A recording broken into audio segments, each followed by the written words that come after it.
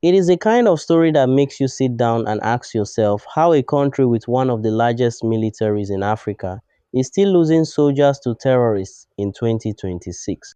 If you have been following the security situation in Borno State, if you have seen how Boko Haram and ISWAP keep striking our forces despite everything the military claims, then what just happened in Sabongari is the most painful update we have reported in months.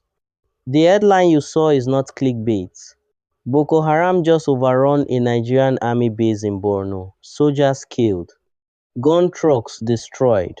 This is not a drill. This is the harsh reality on the ground.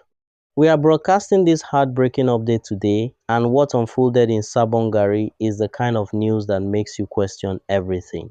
A Nigerian army base, a fortified position protected by walls and armed soldiers, was overrun by Boko Haram and ISWAP militants in a coordinated attack that left soldiers dead and equipment in flames. These terrorists did not sneak in quietly. They came in full force, armed to the teeth, organized and determined, gun trucks destroyed, weapons seized, soldiers killed in action. Security sources confirmed the attack happened in the early hours when the base was at its most vulnerable. The terrorists had detailed intelligence about the base layout and troop positions. This was not random. This was planned with deadly military precision. How did they know exactly where to strike? That question is making everyone uncomfortable and nobody wants to answer it. Think about what this means. Someone had to leak information to these terrorists. Someone gave them details about troop movements and base defenses. That is not just an enemy attack. That is a betrayal from within, costing our soldiers their lives. Before we continue, I need to ask you something serious. How long can we keep sending soldiers to die while the government claims victory? When does accountability start? Drop your honest thoughts in the comments right now. Smash that like button, subscribe and turn on notifications. We bring you the truth. Welcome back. Let us talk about what this attack exposes.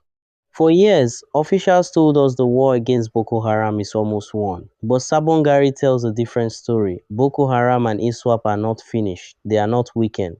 They are still capable of devastating attacks on fortified positions. That is not a defeated enemy. That is an organization still alive and dangerous. The destruction of gun trucks is significant. Gun trucks provide mobility, firepower, and tactical advantage. Losing them weakens our forces while terrorists gain weapons. Every gun truck destroyed is a win for the insurgency. The soldiers who died as sons, fathers, brothers, they paid the ultimate price while commanders sit behind desks. Something has to change. Turkey just sent drones to Nigeria for northwest operations. Where is that energy for Borno? Where are the surveillance systems and modern equipment for soldiers fighting Boko Haram daily? Our troops deserve better than outdated weapons against a well-funded terrorist organization. As we process this painful news, remember those who gave everything. They fought so we could live in peace. Demand accountability from the leadership that sent them there. The Northeast insurgency is not going anywhere with the current approach. Every attack like Sabongari proves our strategy is broken and needs change. We cannot keep pretending everything is fine when terrorists walk into our bases and destroy everything. This story is far from over. Stay locked in.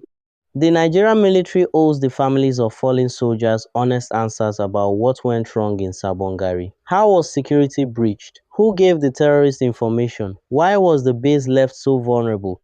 These are not optional questions. These are demands every Nigerian should be making right now. Our heroes deserve justice and truth, not silence and cover-ups from the leadership that failed us.